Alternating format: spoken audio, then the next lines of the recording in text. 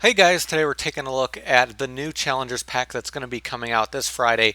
This is a pack that I'm very excited about, and when I go over these packs, I like to just talk about some of the cards, give some ideas, and just let people know what's coming so they can get their decks ready and get excited about, these packs like I do. I really love all the new cards that are coming, and I love a lot of the things that they're trying to do with the game, so I really want to talk about them and get through them. I'm trying to split this video up a bit because usually I ramble and it takes me a little bit to get through all of them. There will be 100 new cards about that coming in this pack, so I'll try to do like maybe 30 cards a video, split it into 3 or something like that. But without further ado, I really want to get right into these cards. So first off, there's a new kind of pendulum normal monster coming.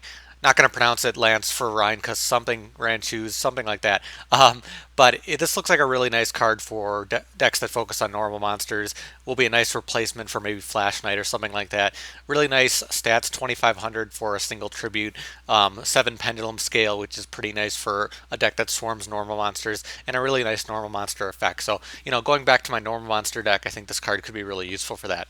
There's a couple Performapal cards coming. So Cheermole looks like really interesting that you can kind of do things based on original and different attacks, which is a big part of how Performapals work. It also is a really good card for baby raccoon decks. There's a few different decks out there that could really benefit from this. Trampolynx is also coming. This is a really interesting card to help you kind of reset pendulum zones. One of the annoying thing with pendulum zones is kind of how they're kind of set in stone when you set them up, so you're kind of limited in what you want to do. But with a deck like Performer Pals or some other decks, maybe like Hermit UK, some of the other random card decks that are coming out, you might want to be able to recycle those pendulum cards to do a bunch of interesting stuff. So that could be pretty cool. And then Black Spider is just like a lock card, like, the Watt Lock, basically. You're just able to summon other black spiders and keep your opponent from attacking. So, not a big deal there. Just kind of an insect kind of support card there. And then the Melodious are getting a few new cards. Canon I really like because it's another card you can special summon, which is just great to be able to just special summon Melodious monsters for free. Elegy is kind of an interesting one, like some of the other Melodious cards. Helps you increase attack, but also keeps your Melodious from being destroyed by card effects, which is another very powerful effect to have access to. Shopina, the stats are a little low on this one because it's level 7, but because that's mostly because its effect is pretty nice that you're able to kind of recycle things from your graveyard. So you'll be able to reset this situation, especially with a deck that will be able to special summon from the hand a lot. And then Serenade, another really interesting one. I really like its stats at 1900 defense. That's pretty good for the fact that it could easily help you swarm. Being able to use as 2 tributes doesn't sound amazing, but the fact that it's it gives you another normal summon when you special summon. You can basically special summon this, normal summon a Melodious, and still have another normal summon, which is a very powerful combo if you start to get into it. And then the super heavy samurais are getting a few new cards. Kabuto I'm not the biggest fan of, but it's kind of helping you create somewhat of a wall. The thing is your super heavies usually aren't in attack mode. Scales is a nice one to come back with. Not really, a big goal, but I guess this could be nice if you want like a free XYZ and it's another special summon there. So it can give you some power there in addition to what you're trying to do. Or maybe if you're able to come back from having no empty field and you can get up Ben K and then a couple of these guys, it could be pretty powerful. They're also getting these equip cards. They're all really interesting. Soulfire Suit looks like it could be really good. Not really because of its level 5 thing. Maybe if you're trying to summon level 5s or something like that, or rank 5s. But I do really like that you can just use it from your hand to keep your super heavy samurais from being destroyed, because Big Ben K will benefit a lot from a card like this. Soul Shield Wall I'm not the biggest fan of. 1200 defense is a nice bonus, so that's kind of interesting there. But I feel like negating an attack when your defense becomes 0 isn't that strong. But we will talk about how that becomes a little more powerful with another card that's here. Soulbane Cannon is another really interesting one. It's kind of what it sounds like. It just blows up, the monsters on the field. So it's really nice in that regard. And the 1,000 gain just coming from the fact that even if you do lose it, you'll have access to that powerful effect. So pretty nice card in my opinion. Soulbreaker Armor, a really weird one. Keeps your super heavy samurais from being destroyed by battle, which isn't like a big thing with them, I think, because they have such high defense. I don't think that's the biggest issue, but its other effect is really interesting. That the fact that when your super heavy samurais have different kind of defense values than they should, you can activate this card and do a bunch of damage on your opponent. So that's pretty interesting because it can combo with some of the other things we were talking about. And then the Fluffal archetype is being added. I hate calling it that because it was called Furnamoles, which I thought was a better name. But anyways, this is just a polymerization focus deck. Really cool to see an archetype focused on poly, which is kind of a dead card now.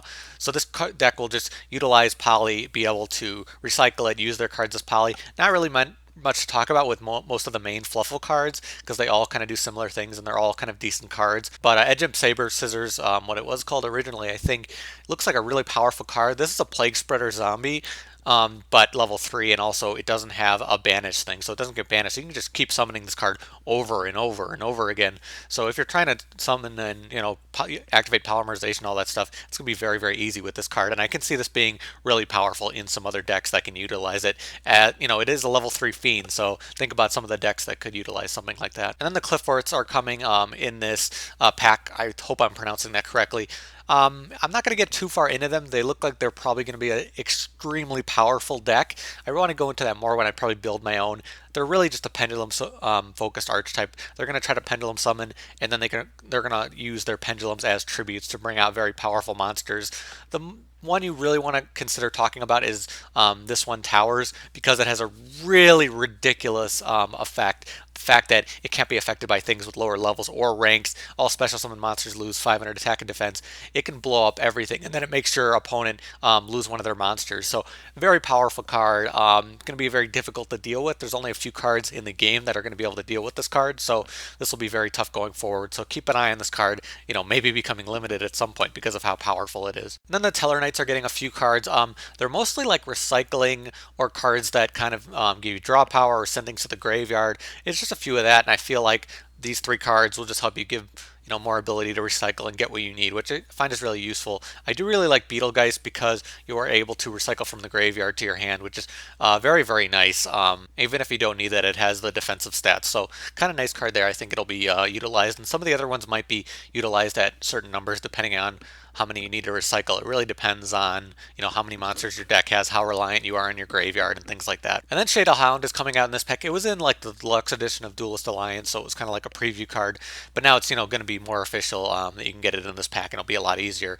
I do really like this card because of the fact that you can get a Shade Owl card from your graveyard and it doesn't specify what type of card. So there's another way to get out Shade Owl Fusion, another way to recycle some of those powerful Shade Owl cards if you need to activate their flip effects. So I do really like this card, and changing battle positions is another really interesting thing. So I think this could be a nice card for that deck type. If you're like your Construct or something, it's like banished, it doesn't get destroyed, you won't be able to recycle Shade Owl Fusion. So I feel like this card could be useful kind of as a backup for something like that. And then the Yang Zings are getting a couple cards that I do really like. I'm a big fan of the archetype in general.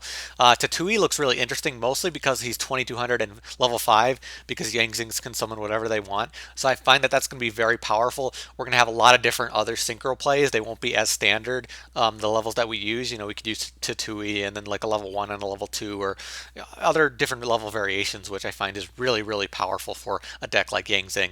We're also getting another tuner, Jiwatu. So this card's really interesting, a level 2 tuner, so we're again getting different access to different levels. We're not as focused on Chuen, which is really nice. And its effect is really interesting, the fact that you can just special summon more Yang Zings. So I feel like that's going to be a very useful tuner, and I'm really looking forward to seeing what Yang Zing builds will be doing with their more tuners and more monsters going forward. So those are just kind of the first third of the pack, but tomorrow I'll be going over the next third. I'll try to get through this, as quickly as possible, and I really want to get into these cards. But if you are excited about any of these cards, let me know in the comments below. I'll see you guys tomorrow.